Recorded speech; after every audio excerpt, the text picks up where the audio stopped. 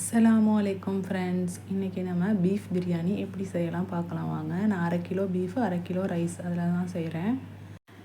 இப்போ நம்ம பீஃப் நல்லா கழுகி வாஷ் பண்ணிவிட்டு குக்கரில் வேக வச்சுக்கலாம். நான் 2 டீஸ்பூன் இஞ்சி பூண்டு விழுது, தேவையான அளவு உப்பு, ஒரு 1/2 டீஸ்பூன் மஞ்சள் தூள், ஒரு 1/2 கிளாஸ் தண்ணி ஊற்றி குக்கரில் வேக வச்சுக்கிறேன். சரி, இப்போ நல்லா 3/4 பதம் வெந்துருச்சு. இப்போ ஒரு பேன் எடுத்து நல்லா ஹீட் பண்ணிக்கலாம்.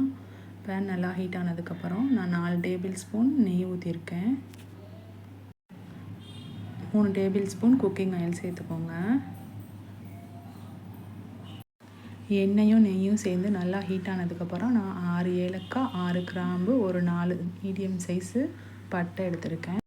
350 கிராம் வெங்காயம் நான் ஸ்லைஸாக கட் பண்ணி வச்சுருக்கேன். இப்போ அதை சேர்த்து நல்லா வதக்கிக்கலாம். வெங்காயத்தை எப்போவுமே நல்லா வதக்கிக்கணும். வெங்காயம் வதங்கினதுக்கப்புறம் நம்ம ஜிஞ்சர் கார்லிக் பேஸ்ட் சேர்க்கணும். இப்போ நல்லா வெங்காயம் வதங்கினதுக்கப்புறம் நான் இப்போ 5 டேபிள் ஸ்பூன் இஞ்சி பூண்டு விழுது சேர்த்துக்கோங்க.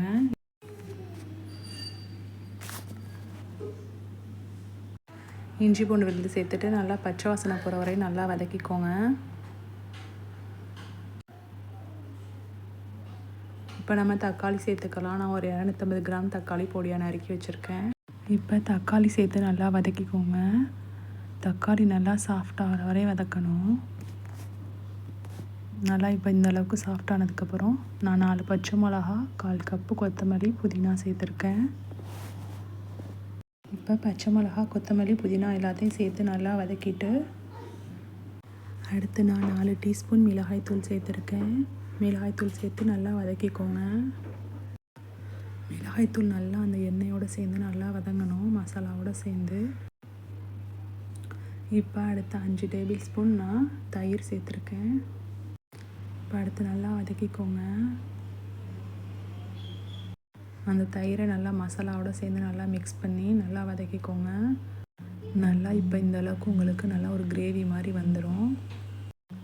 அடுத்து நம்ம வேக வச்சுருந்த கறியை சேர்த்துக்கலாம்.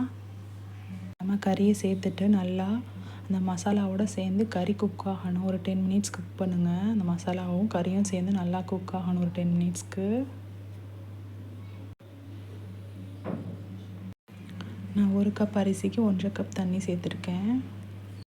நான் கறி குக் பண்ணி வச்சுருந்த தண்ணியும் சேர்த்து தான் அளந்து தான் சேர்த்துருக்கேன். தண்ணி சேர்த்ததுக்கப்புறம் இப்போ ஒரு மூடி போட்டு மூடி வச்சுருங்க. நல்லா கொதி வரணும். இப்போ நல்லா கொதிச்சிருச்சு. கொதிச்சதுக்கப்புறம் இப்போ நம்ம ஊற வச்சுருந்த ஒரு 1/2 அன் ஹவர் நான் ஊற வச்சுருந்தேன் அரிசி. இப்போ அதை சேர்த்துக்கலாம்.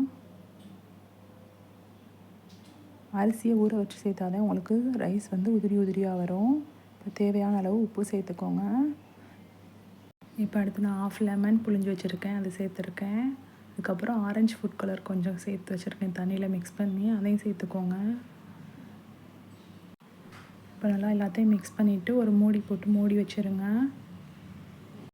இப்போ தண்ணியோட அளவும் ரைஸோட அளவும் சரிசமமாக வந்ததுக்கப்புறம் ஒரு 2 டீஸ்பூன் நெய் சேர்த்துக்கோங்க.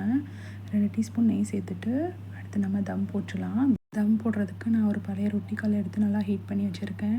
இப்போ அது ஹீட் ஆனதுக்கப்புறம் அந்த பேனை தூக்கி வச்சிடலாம். சட்டியை தூக்கி வச்சுட்டு நான் வெயிட்டுக்காக இஞ்சி தச்ச உரல் வச்சுருக்கேன். நீங்கள் ஏதாவது ஒரு பேனில் தண்ணி கூட பிடிச்சி வச்சுக்கலாம். இது இல்லைண்டா ஒரு 20 நிமிஷம் லோ ஃப்ளேம்லேயே வச்சு தம் போடுங்க. அடுத்து ஒரு 20 நிமிஷம் அடுப்பை ஆஃப் பண்ணிவிட்டு அப்படியே ரெஸ்ட்டில் வச்சுங்க. இப்போ அடுத்து ஓப்பன் பண்ணி பார்த்தா இப்படி முள்ளாக நல்லா நிற்கும். இப்படி இருந்தாலே நமக்கு நல்லா பிரியாணி பெர்ஃபெக்டாக அமைஞ்சிருக்குன்னு அர்த்தம். செஞ்சு பார்த்துட்டு எல்லோரும் எப்படி இருக்குன்னு கமெண்டில் சொல்லுங்கள். நம்ம வீடியோ பிடிச்சிருந்தா லைக் பண்ணுங்கள், ஷேர் பண்ணுங்கள், சப்ஸ்கிரைப் பண்ணுங்கள். இந்த பிரியாணியோட மெஷர்மெண்ட் கீழே டிஸ்கிரிப்ஷனில் கொடுக்குறேன், போய் செக் பண்ணி பாருங்கள். தேங்க்ஸ் ஃபார் வாட்சிங்.